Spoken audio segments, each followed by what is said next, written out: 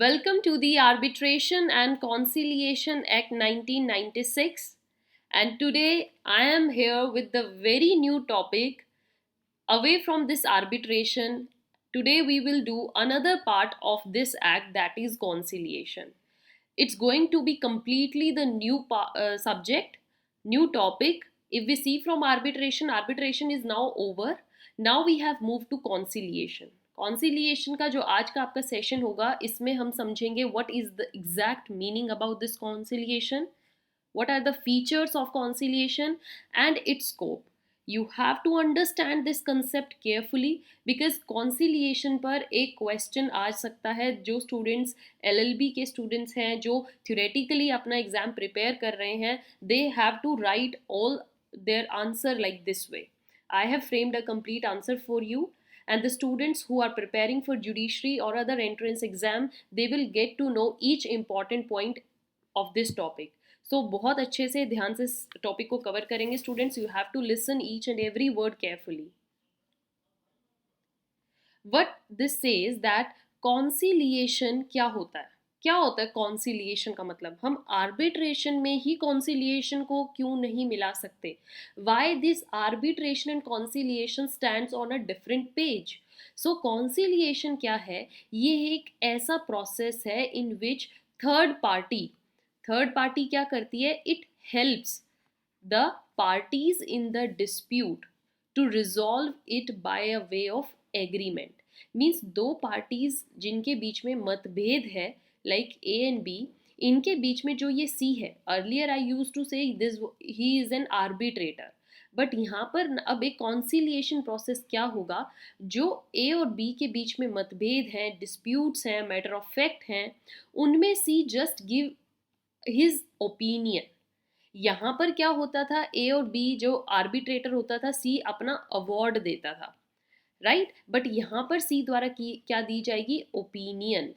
यहाँ पर C के ऊपर एक ड्यूटी बाउंड थी कि उनको उनके मैटर को सुलझाना है, अपना डिसीजन देना है. यहाँ पर C के ऊपर कोई ड्यूटी नहीं है. He just have to give his opinion and help the other parties. अगर वो हेल्प कर सकता है तो बहुत अच्छी बात है, नहीं तो he can be on a sideline.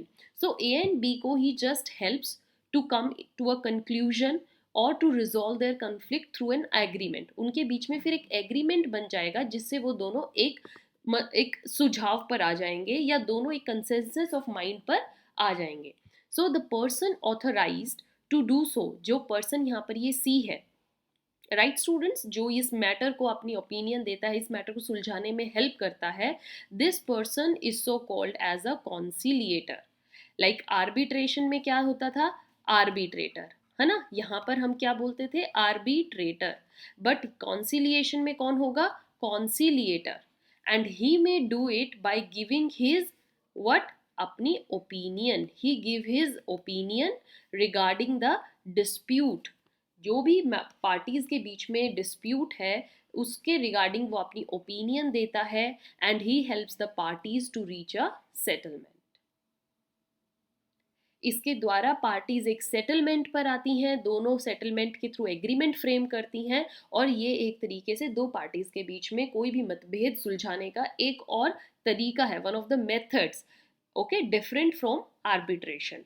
So if we say in simple words, it comprises a settlement between the parties. Parties के बीच में settlement हो जाना ही, compromise हो जाना ही, ये एक तरीका है conciliation का. Now this part 3 of the act deals with conciliation. Conciliation कौन से पार्ट में आता है? पार्ट 3 में. पार्ट 3 मतलब अब बिल्कुल डिफरेंट एक कंसेप्ट स्टार्ट हो गया है, डिफरेंट एक डिवीजन स्टार्ट हो गया है इस एक्ट का, पार्ट 3, जिसमें हम सिर्फ कॉन्सिलिएशन के बारे में ही पढ़ेंगे. And the main difference between arbitration and conciliation के बीच में आपको अगर मेन डिफरेंस जो देखने को मिलेगा वो क्या होगा कि in arbitration proceedings the award is the decision, है ना? जो अवार्ड होता है that is the decision of the arbitral tribunal. Arbitral tribunal ही होती थी ना जो अवार्ड पास करती थी, उसको हम क्या बोलते हैं? Arbitral tribunal. ट्रिब्यूनल में 2 to 3 पर्सन हो सकते हैं. जबकि जो कॉन्सिलिएशन है, यहाँ पर जो डिसीजन दिया जाता है is that of the parties. Parties की यहाँ पर क्या होती है, पार्टीज जहाँ पर एक विश के अकॉर्डिंग अराइव करती हैं at the with the assistance of the conciliator. Okay, so they come to this voluntary decision. एक यहाँ पर आपको एक दोनों पार्टीज का सेटलमेंट विश देखने को मिलती है, where parties arrived at the assistance of the conciliator. वो उस डिसीजन पर खुद से ही आती हैं. यहाँ पर आर्बिट्रल ट्रिब्यूनल द्वारा वो डिसीजन पास किया जाता है जो कि दोनों पार्टीज को मानना पड़ता है, बट यहाँ पर दोनों ही पार्टीज खुद से एक डिसीजन पर आ जाती हैं. Fine. Now moving to the another topic of today. आपको कंसेप्ट अच्छे से क्लियर हुआ है students? Let's see what are the features of conciliation. अब आप कॉन्सिलिएशन के जो हमने कंसेप्ट डेफिनेशन पढ़ी है, मीनिंग पढ़ा है, इससे आप फीचर्स फ्रेम खुद कर सकते हो. The first is the process of conciliation is, जो ये कॉन्सिलिएशन का पूरा प्रोसेस है ये एक तरीके से वॉलेंट्री प्रोसेस है ना. It's a voluntary process. Wish के अकॉर्डिंग आता है, पार्टीज का खुद का जब इसमें विश होगी, if they both volunteer to take the decision through a conciliator, that will be a conciliation. Another important thing is, जैसे कि आर्बिट्रेशन में दोनों ही पार्टीज को उस अवार्ड को मानना पड़ता है, यहाँ पर ये it's a non binding process. ज़रूरी नहीं है कि आप हर लाइक कॉन्सिलिएशन के हर वर्ड से हर उसकी जो प्रोसीडिंग है उसको फॉलो करोगे. It's a non binding process. If you don't want to follow, if you don't want to come to the conclusion like a conciliation process, it's not necessary. It's a non-binding process, right? Then the conciliator can become an arbitrator. Conciliator arbitrator भी बन सकता है. Suppose कीजिए ए और B parties है, इनके बीच में जो ये सी है, earlier he was a conciliator, means conciliation process के थ्रू अपॉइंट हुआ. अब आप इसको सेम पर्सन को आर्बिट्रेटर भी बना सकते हो while going through that same proceeding on the wish of the parties. But यहाँ पर जरूरी क्या है, दोनों ही पार्टीज की विश होनी चाहिए. If no dash could be reached, अगर दोनों ही पार्टीज कहाँ पर नहीं आई हैं, किसी भी कॉम्प्रोमाइज पर अगर नहीं आ पा रही हैं और उनको लग रहा है कि कॉन्सिलिएशन से बात नहीं बनेगी, तो वो उस सेम प्रोसीडिंग को, सेम प्रोसेस को आर्बिट्रेशन में बदल सकती हैं. बट वहाँ पर ज़रूरी क्या है, दोनों ही पार्टीज की सहमति होनी चाहिए, और इसी को हम क्या बोलते हैं, hybrid conciliation. Okay, this is non as hybrid conciliation. याद रहेगा students? Now another feature is the settlement agreement will have the same importance and status. जो सेटलमेंट एग्रीमेंट कहाँ से आया है, कॉन्सिलिएशन के बाद आया है. मीन्स कॉन्सिलिएशन पूरा हो चुका है, पार्टीज के बीच में एग्रीमेंट हो गया है, इसका सेम इंपॉर्टेंस और स्टेटस रहेगा जैसा कि एक आर्बिट्रेशन अवार्ड का होता है. या तो आप बीच में ही उसको छोड़ दो, you are not non-binding, but once you come to the conclusion, once you make an agreement, now it will have the same effect as the arbitration award had. All right, now coming to the another important concept, that is scope of conciliation. Okay, applicability of conciliation. Conciliation कहाँ पर apply होता है?